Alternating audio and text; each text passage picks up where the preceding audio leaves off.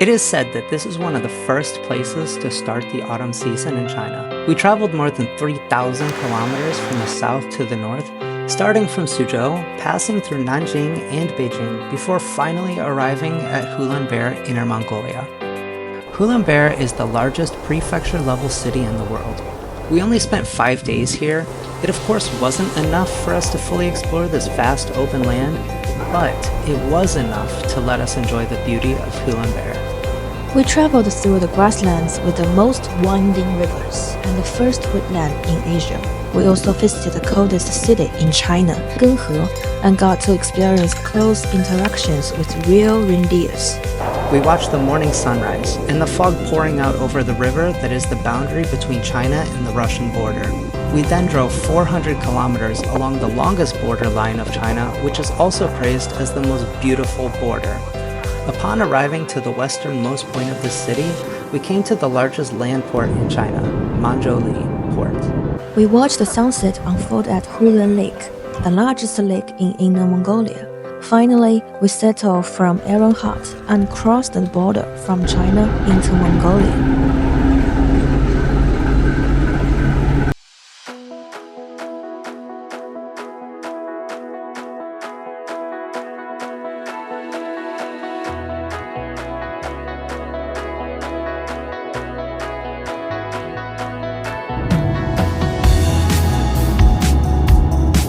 After setting off from Hailar, just a 30-minute drive brought us to the first stop of our trip, Moergele River, famously known as the most winding river in China. This is the heart of the Ulaanbaatar Grasslands, a vast and iconic stretch of meadowlands. The Ulaanbaatar Grasslands are not only one of the world's 4 largest natural pastures, but they are also the birthplace of numerous ancient civilizations and nomadic tribes.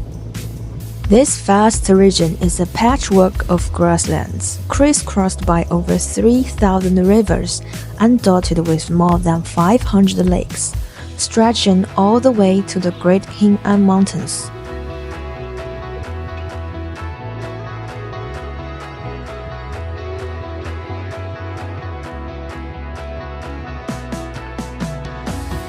Moergele in Mongolian means winding river. From above, these meandering waterways resemble the veins of the earth, nourishing the plains. Thousands of cattle, sheep, and horses roam freely across this vast expanse, creating a breathtaking scene. 怎么知道呀？就是自己家的牛，每个牛的花片都不一样。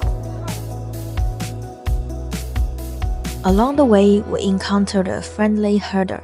She shared with us that her pasture covers an astonishing 8,000 acres, about 5 million square meters. For us, those numbers were hard to imagine.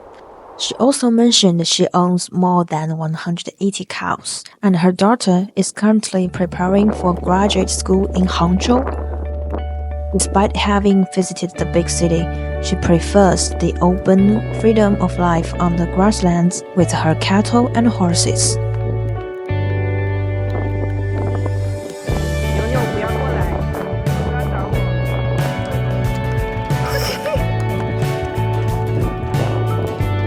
Usually, the grasslands are private property, belonging to the herdsmen.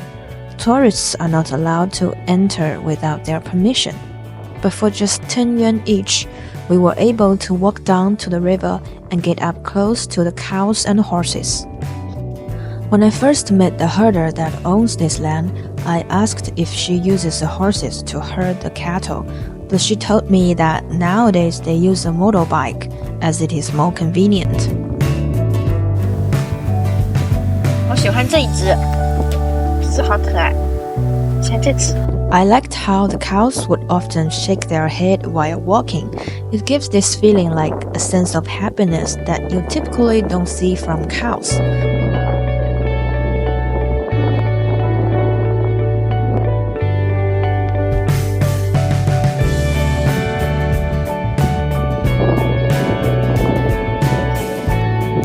It was also really amusing to watch them use the signpost to scratch a niche.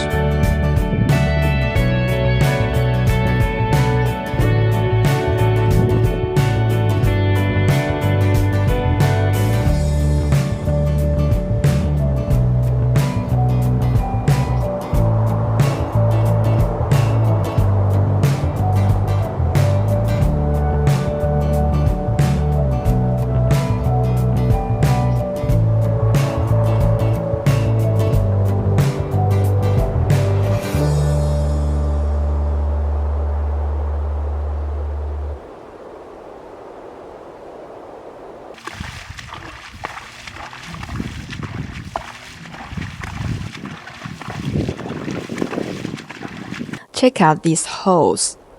The cows must have made them when the ground was still soft. After being exposed to the sun and wind, the soil hardened, giving it this rough, bumpy look.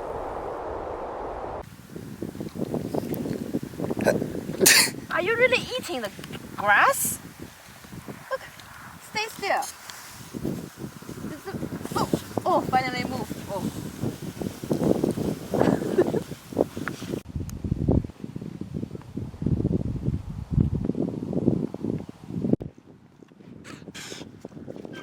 It's too soft.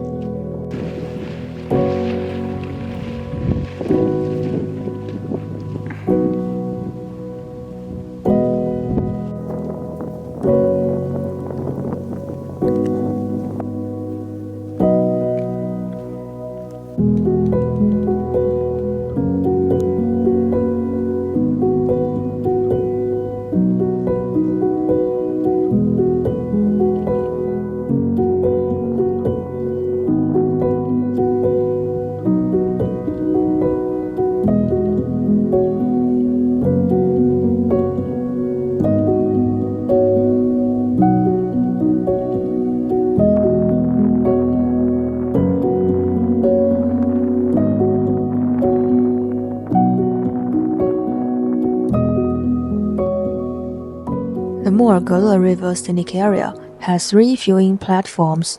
From September 18th onwards, an entrance fee is required, and visitors can hop on shuttle buses to explore. But we got lucky, it was September 17th, so we could drive through the scenic area ourselves, which was an unexpected bonus. Our next stop was a free viewing platform nicknamed The Cliff. With a drop of about 70 meters, it's the perfect spot to take in panoramic views of the grasslands.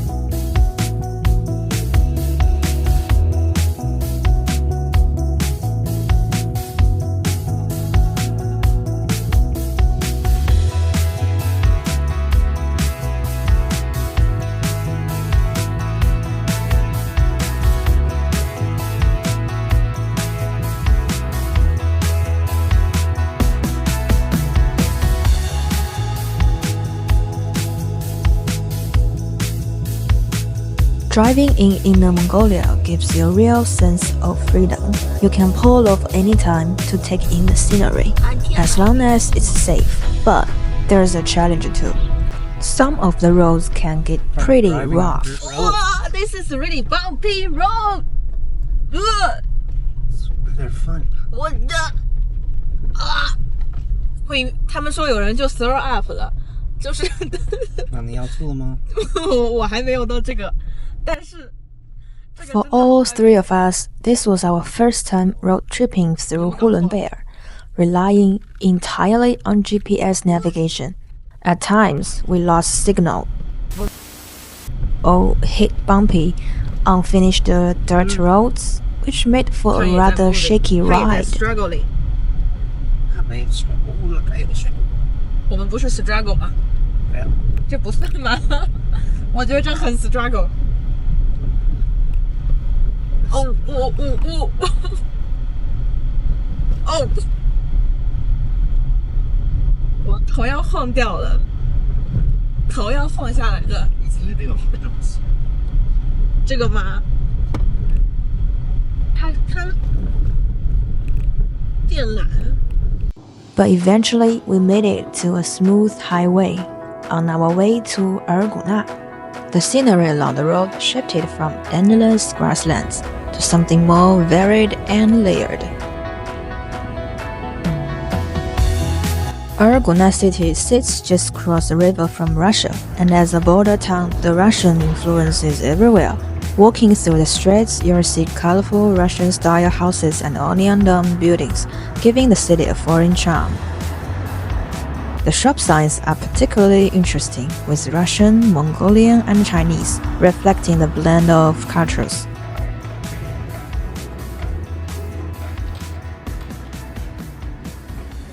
After a quick lunch in the city, we continued our journey towards the largest wetland in Asia, the Erguna Wetland. The Erguna Wetland, hailed as Asia's first wetland, is the largest and most well-preserved wetland nature reserve in Inner Mongolia. Its untouched beauty and vast landscapes give you the sense that you are stepping into a natural wonderland. The name Erguna comes from the Mongolian meaning dedication. This region is not only blessed with stunning natural scenery, but also rich cultural heritage. In Erguna, 21 different ethnic groups live harmoniously together, and it's considered one of the birthplaces of Mongolian culture.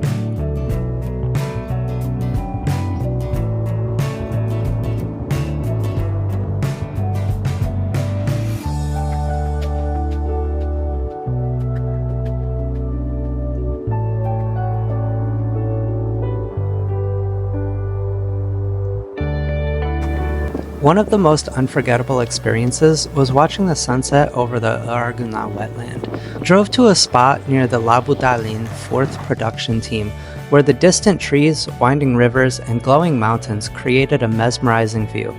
The sky, painted in vibrant hues of orange and pink, made it seem like the heavens had spilled their palette to create this breathtaking wetland.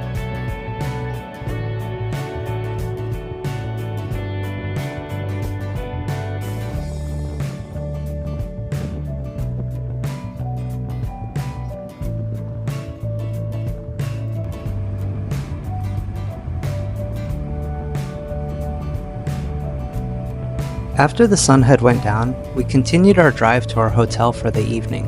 The first day of our trip was already breathtaking and had really set the bar high for us. We could not wait to see what other exciting moments we would have in the following days. Join us for day 2, where we embark on an adventure to visit members from the last reindeer tribe in China.